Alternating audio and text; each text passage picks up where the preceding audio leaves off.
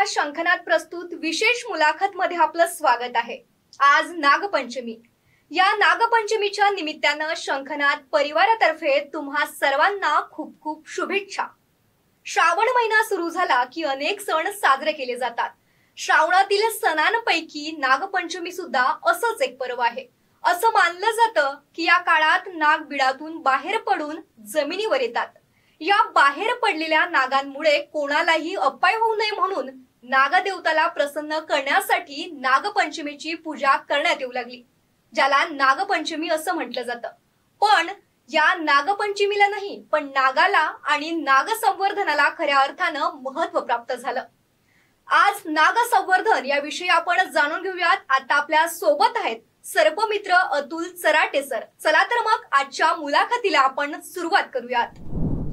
नमस्कार सर. शंखनाद प्रस्तुत विशेष मुलाखत मध्ये आपलं स्वागत आहे. सर, तुमची सर्पमित्र ही ओळख कशी निर्माण झाली ते आमच्या दर्शकांना सांगा. सर्पमित्र ओळख ही निर्माण जी झाली, जवळपास मला या गोष्टीचा छंद गेल्या 13 ते 14 वर्ष आधी लागलेला. एक वन्यजीव जे असतात त्याबद्दल एक जी आपुलकी आणि बाकी इतर गोष्टी आणि इव्हन स्वतःसोबत घडलेल्या ज्या काही घडामोडी पास्ट मध्ये ज्या झाल्या, भूतकाळात ज्या गोष्टी झाल्या, त्यात ही आवड माझी निर्माण झालेली. जेणेकरून जिथे मी लहानपणी राहत होतो त्या ठिकाणी सापांना पाहणे, लोकांना त्यांना मारणे आणि तो एक मुका जीव ज्याला आपण वाचवू शकत नव्हतो, तर कुठं ना कुठे ती एक कीव त्या जीवाबद्दल म्हणा किंवा आपुलकी त्याच्याबद्दल निर्माण झाली की यांच्यासोबत असं नको व्हायला.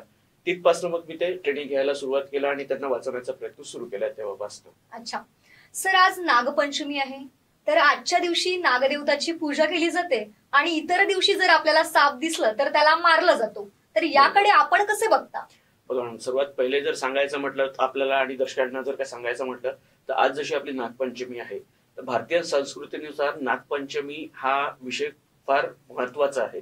महत्वाचा या म्हणजे या मागचं तथ्य म्हणजे असं की भारतातला मोस्टली वर्ग हा शेतकरी वर्ग, भारत हा कृषीप्रधान देश आपला मानला जातो, तर त्याला कुठं ना कुठे साप सुद्धा एक मदतनीस आहेत. म्हणजे जे आपण शेती करतो त्या शेतीत होणारे जे जीवजंतू होतात, बेडूक म्हणा किंवा उंदीर म्हणा, यांच्यामुळे जे अपव्यय होतं त्या शेतकऱ्याच्या पिकाचं, तर कुठं ना कुठे त्याला आळा जे आणतो तो एक साप त्या गोष्टीला आपल्याला मदत करतो. जी आपण म्हणतो एक नैसर्गिक सायकल जी असते, त्या सायकलमध्ये साप हा खूप मूलभूत गरज आहे शेतकऱ्याकरिता.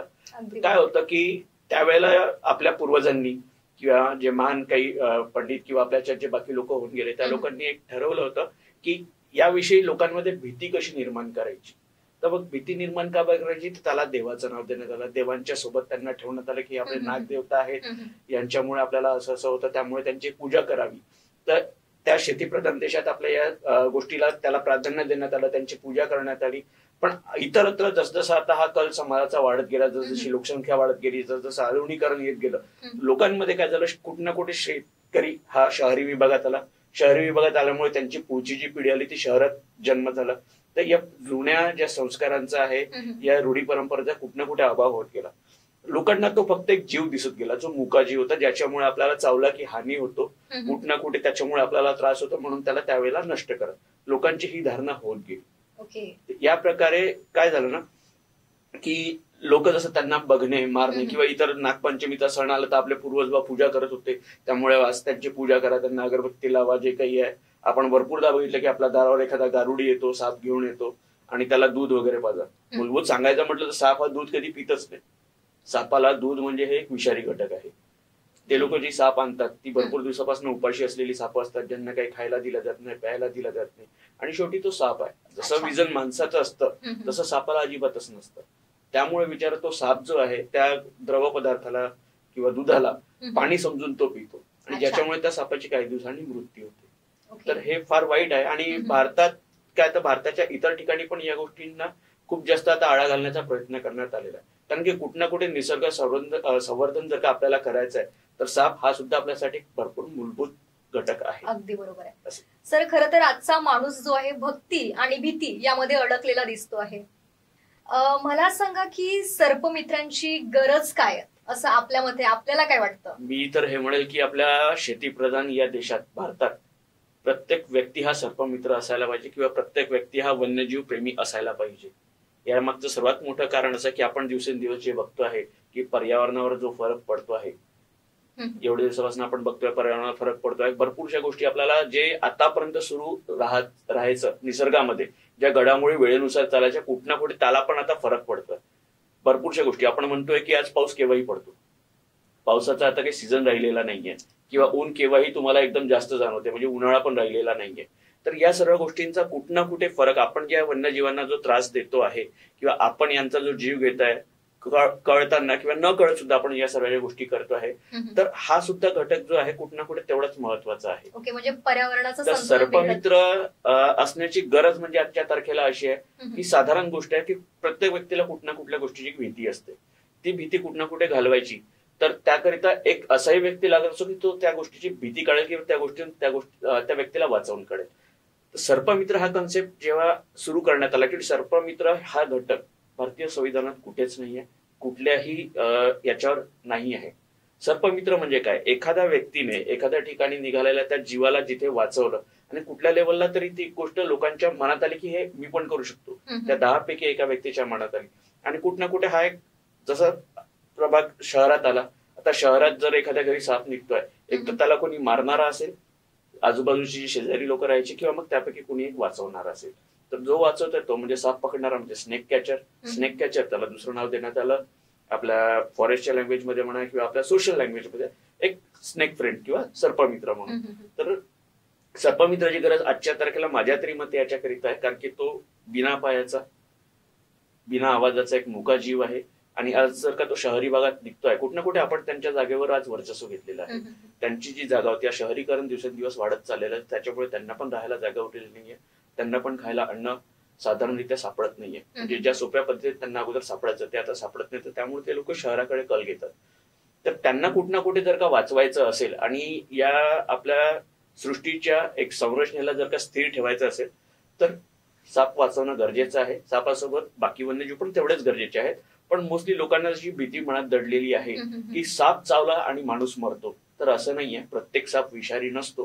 काही काही साप एवढे म्हणजे त्याला आपण बोलू शकतो की सौम्य असतात की ते माणसाला चावण्याचा प्रयत्नही करत नाही, आणि सोशल पण असतात. जे तुम्हाला नेमकं जिथे मनुष्य आढळेल, जिथे आपण मानव जिथे आपण आढळू, तिथे तुम्हाला तो साप आढळेल. आणि त्यांना मारणे माझ्या मते हा उपाय नाही. आणि त्यांना वाचवण्याकरिता किंवा एखाद्या विषारी सापाला पण जर का वाचवायचं आहे, तर त्याला पण वाचवण्याकरिता सर्पमित्राची गरज आहे. ओके सर, जसं तुम्ही आता सांगितलं की प्रत्येक साप विषारी नसतो, बरोबर. तर कोणते साप विषारी असतात आणि कोणते नसतात ते सुद्धा आमच्या दर्शकांना सांगा. बरोबर. बघा कसं आहे, आपण सध्याच्या शहरी भागात राहतोय, तर आजच्या तारखेला आपण मोस्टली फणीवाला साप जर बघितला तर विषारी आहे, किंवा मग एखादा साप जसं आपण ऐकतो धामण, याला इंग्लिशमध्ये रॅट स्नेक बोललं जातं. तर धामण हा साप लोकांना सुद्धा विषारी वाटतो. लोक म्हणतात की त्यामध्ये त्याच्या शेपटीमध्ये जहर असतं, किंवा त्याची शेपूट जर अंगाला लागली तर अंग सडतं, किंवा अपायकारक असतं, किंवा मग जे काही फंगल इन्फेक्शन वगैरे होतं, तर या सर्व गोष्टी त्यामागे येतात. आणि लोक म्हणतात की कुठलाही साप चावला की माणूस मरतो. साप चावल्याने माणूस मरत नाही, साप चावल्याच्या भीतीने मोस्टली या सर्व गोष्टी घडतात. तर विषारी साप जर सांगायचं म्हटलं तर सध्या आजच्या परिस्थितीला नॉर्मली लोकांच्या मधात जी साप आढळतात, सर्वात पहिला तर आपला कोब्रा ज्याला आपण म्हणतो, नाग हा प्रकारचा असतो तो. त्या व्यतिरिक्त रसेल वायपर, ज्याला मराठीत घोणस किंवा फुसरे असं बोललं जातं. सोबतच एक मन्यार म्हणून साप येतो, ज्याला कॉमन क्रेट बोलतात. तो मन्यार साप, ज्याच्या अंगावर पांढऱ्या कलरची पट्टी असतात, काळ्या कलरचा, आणि बहुधा तो साप रात्रीच निघतो. आणि सोबतच आणखी जर विषारी एक साप बोलायचं तर याच्यासोबत तुमचा घोणसचाच एक प्रकार येतो, तो सुद्धा आहे. तर हे काही रेअर साप आहेत म्हणजे. आणि मोस्टली जर आढळले तर जसं रसल वायपर, विषारी कोब्रा साप आणि मन्यार, हे 3 महत्वाचे घटक आहेत आजच्या तारखेला, जे म्हणजे शहरीकरणाच्या आजूबाजूला तुम्हाला नॉर्मली सापडून येतात. असं आहे. आणि बाकी बिनविषारी जर म्हणायचं तर अजगर सुद्धा आपला बिनविषारी साप आहे. तस्कर म्हणून एक साप येतो, ज्याला ट्रिंकेट बोललं जातं, तो बिनविषारी आहे. धामण बिनविषारी आहे. आपण आणखी एक जे दूरनागिन बोलतात ती सुद्धा बिनविषारी आहे, ज्याला रेसर स्नेक बोलतात. आणि असेच काही छोटे छोटे प्रकार आहेत, ज्याला नानेटी आहे. आणि त्या व्यतिरिक्त कॉमन वुल स्नेक आहे, ज्याला भरपूरशे लोक कवड्या म्हणून किंवा मण्यार म्हणून मारून टाकतात. तर असे पण काही छोटे छोटे सापांच्या प्रजाती आहेत ज्या बिनविषारी आहेत. असे सर, मला सांगा की एक सर्पमित्र म्हणून तुम्ही लोकांचा विश्वास कसं संपादन केलं? जसं मी तुम्हाला सांगितलंच की गेल्या 13 ते 14 वर्षापासून मी हे काम करतोय साप वाचवण्याचं. आणि आजच्या काळात जर आतापर्यंत जर का मी या 13-14 वर्षाचा माझा अनुभव सांगितला तर नाही निदान ते 1300 ते 1400 मी साप आजच्या तारखेला रेस्क्यू केलेले आहेत.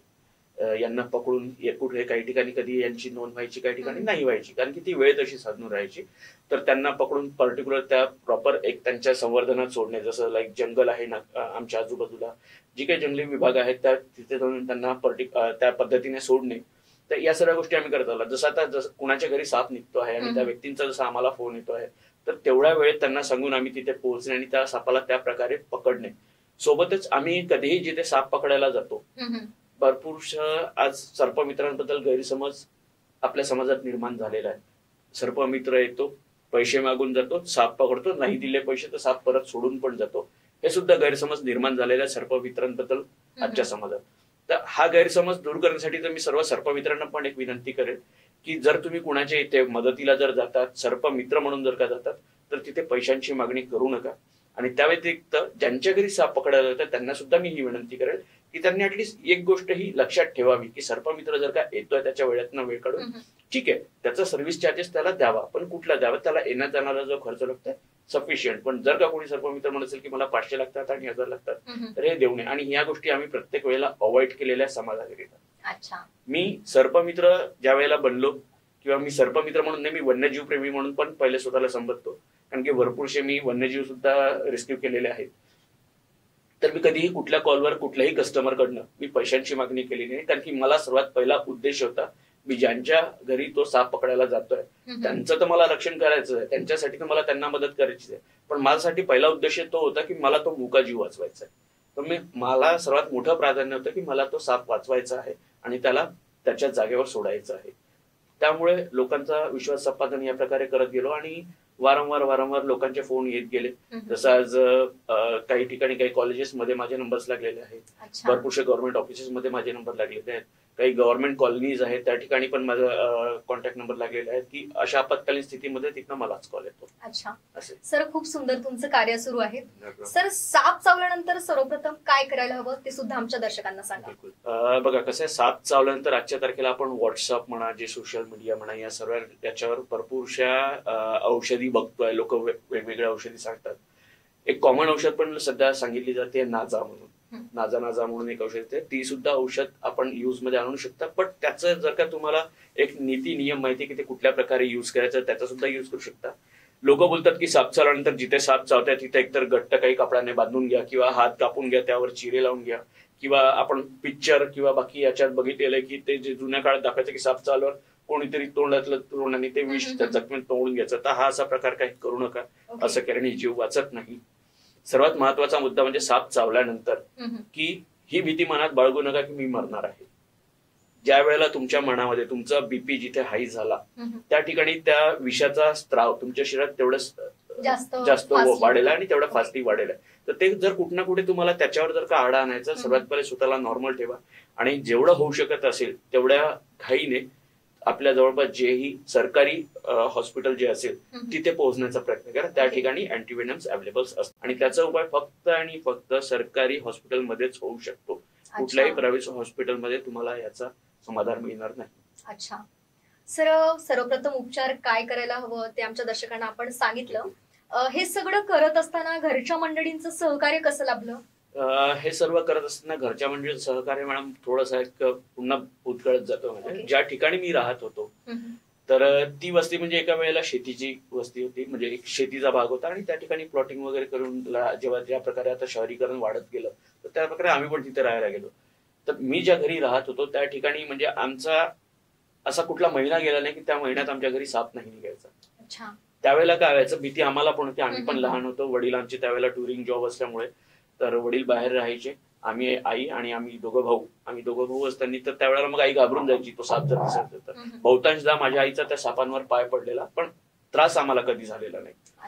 तर त्या टाइम पिरियड मध्ये काय व्हायचं की आजूबाजूला जी काही लोक राहायची ती यायची, ती त्यांना मारून द्यायची आणि ते पाहून कधीच चांगलं वाटलं नाही आम्हाला. कारण की मी सध्या ज्या गोष्टींना फॉलो करतो किंवा आपण ज्या समाजात आलो, एक वारकरी संप्रदायातून जसं मी बिलॉंग करतो, मी पण एक शेतकरी आहे. कुठं ना कुठे माझ्या पण मध्ये एक शेती हा भाग जुडलेला आहे. तर त्यांची जी एक तो त्यांचा जो मान म्हणा किंवा त्या ज्या गोष्टी आहेत त्यांची जी आपुलकी आहे ती आमच्या फॅमिलीशी जोडणं. तर तेव्हापासून कसं आहे की ज्या गोष्टी आम्ही बघत गेलो, आई म्हणा, लहान भाऊ म्हणा, वडील वगैरे या सगळ्या गोष्टी जेव्हा बघत गेले आणि कुठं ना कुठे ते ज्या गोष्टीला आम्ही फॉलो करत नाही, त्यांना मारणे किंवा त्यांना त्रास देणे, आणि जर ते आमच्या डोळ्यासमोर घडतात आहेत तर ते कुठं ना कुठे त्याला आळा बसायला पाहिजे. त्यामुळे मी तो विचार केला आणि कुठं ना कुठे एक त्यांना न सांगता पण मी याची सुरुवात केली, ट्रेनिंग घ्यायला सुरुवात केली. माझ्या काकांनीच मला ट्रेनिंग दिलेली या सर्व गोष्टींची. आणि जेव्हा मग या लोकांना माहिती पडलं की मी असं काही करतो तेव्हा मला रागवले पण कुठं ना कुठे त्या गोष्टी पुढे समाजात येत गेल्या, नाव माझं त्यांच्या समोर येत गेलं. या गोष्टी जसं पेपरला म्हणा, न्यूजपेपरला म्हणा, त्यांना माझे फोटो दिसत गेल्या. कुठनं बातमी येत गेली की तू हे चांगलं काम करतोय, त्यांना पण कोणी कोणी सांगत गेलं. तर त्यामुळे काय आहे की त्या लोकांना पण एक तो आत्मविश्वास आला. आणि कुठं ना कुठे जेव्हा माझ्या घरी पण निघणं हे थांबलेलं होतं आणि अचानक जेव्हा त्यांना पुन्हा घरात साप दिसला आणि तो साप मी ते सहजरित्या त्यांच्या समोर उचलून त्याला पर्टिक्युलर पॅक करून आणि त्याला त्याच्या आवासात नेऊन जेव्हा त्यांच्या समोर सोडलं त्यावेळेला त्यांना या सर्व गोष्टींवर विश्वास बसला. अच्छा, म्हणजे तुमच्या सकारात्मक प्रतिक्रिया त्यांच्यापर्यंत पोहोचल्यात. सर, या नागपंचमीच्या दिनाच्या निमित्तानं आमच्या दर्शकांना आपण काय संदेश द्याल? आज नागपंचमी निमित्त सर्वात पहिले तर आपल्या सर्व दर्शकांना हार्दिक शुभेच्छा. आणि सांगायचं असल्यास की साप हा विषारी तर आहे पण प्रत्येक साप हा विषारी नाही आहे आणि तो आपल्यासाठी बाधा आणणारा जीव नाही. म्हणजे हा घटक असा आहे की याच्यामुळे तुम्हाला कुठलाही त्रास नाही. कुठलाही जीव असो आजच्या या जगामध्ये, साप असो किंवा कुठलाही प्रकारचा सामाजिक जीव असो, सर्वात पहिले तर आपल्यासाठी हाच विचार करतो की माझ्यामुळे पुढच्या व्यक्तीला धोका होऊ नये आणि पुढच्या व्यक्तीचा जर का मला धोका होऊ शकत असेल तर मी माझ्या रस्त्याने निघून जावं. तर नागपंचमीच्या दिवशी आपल्या सर्वांना मी हीच विनंती करेल की सापाला मारण्यापेक्षा त्याला वाचवता कसं येईल, त्याच्या आपण किती लांब राहू शकेल या गोष्टीवर सर्वात जास्त विचार आधी करायला हवा. आणि होऊ शकत असेल तर आपल्या जवळपास जो कोणी सर्पमित्र असेल त्याचा नंबर घ्यावा, त्याला फोन करून त्याची मदत घ्यावी. सर, खूप सुंदर असा संदेश आमच्या दर्शकांना आपण दिलात. शंखनाद प्रस्तुत विशेष मुलाखत मध्ये आला त्याबद्दल आपण खूप खूप आभार. आता वेळ झाली आहे इथेच थांबण्याची. पुन्हा भेटूयात एका नवीन विषयासह. तोवर नमस्कार.